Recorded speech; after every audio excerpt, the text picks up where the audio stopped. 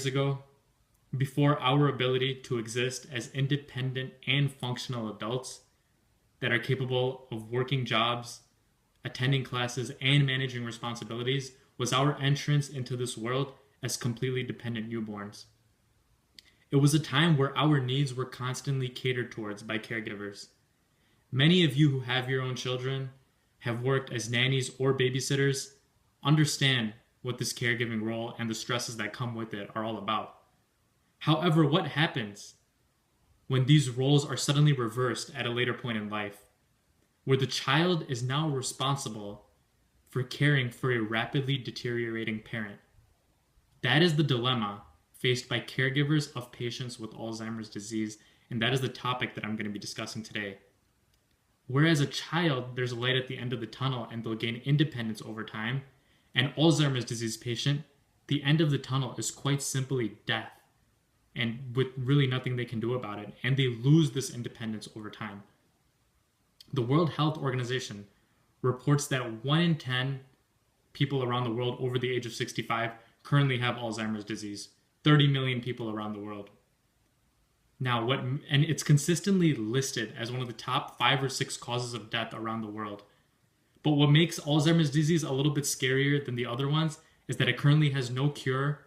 The death rates are only increasing, and there's no way to slow down its progression.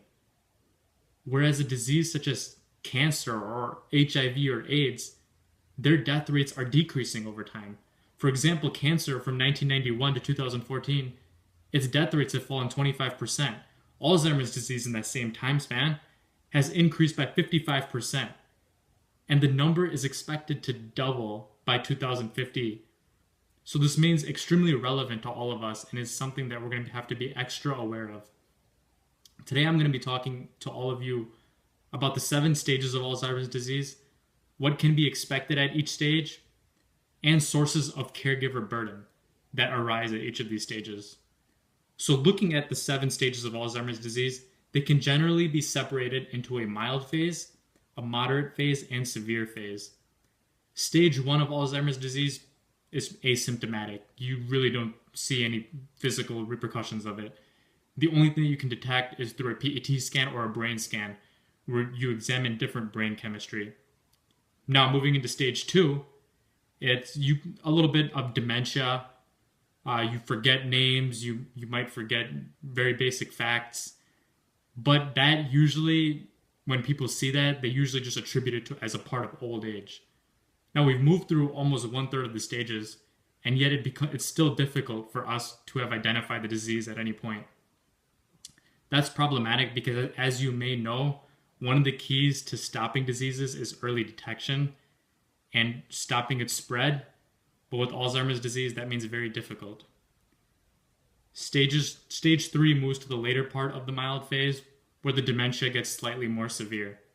Stages 4 and 5, known as the moderate phases, are when the patient will lose the ability to perform pretty basic tasks. They'll start forgetting the weather, they'll start forgetting the time, they won't be able to keep up with a consistent schedule. Driving skills are greatly diminished during this time, so that's definitely a very big safety concern.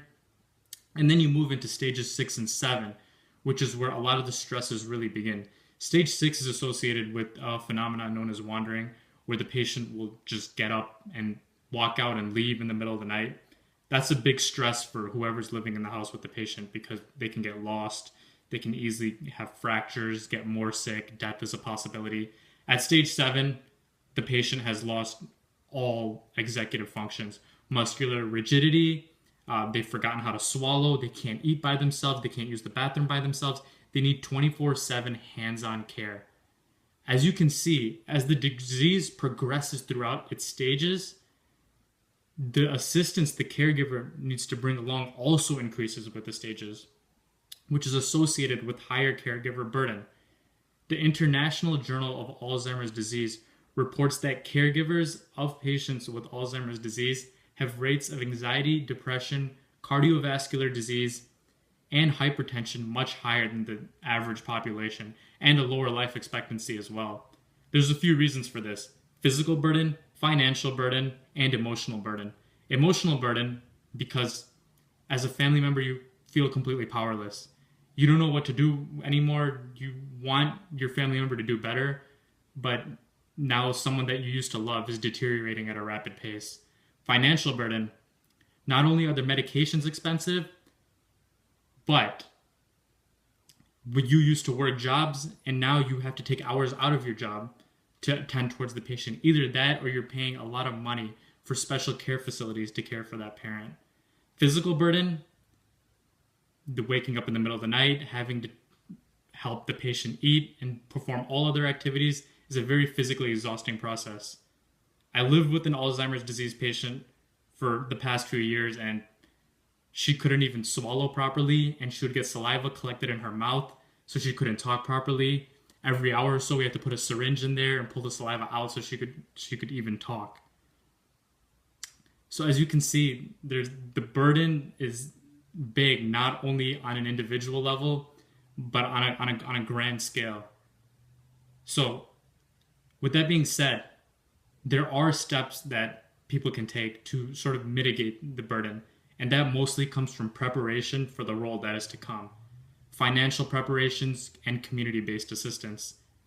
Something like wandering, understanding that a patient with Alzheimer's disease needs to be kept in optimal environments where it's not too noisy, making sure you're restricting fluids 2 hours prior to bedtime, and that you're keeping them engaged. Strategies that are outlined in nursing journals and occupational therapy journals will sort of talk you through these things. While Alzheimer's disease continues to be of international concern and creates a large burden, it is necessary that as a country and us as individuals continue to be aware of the risks that come along with it and what can be done to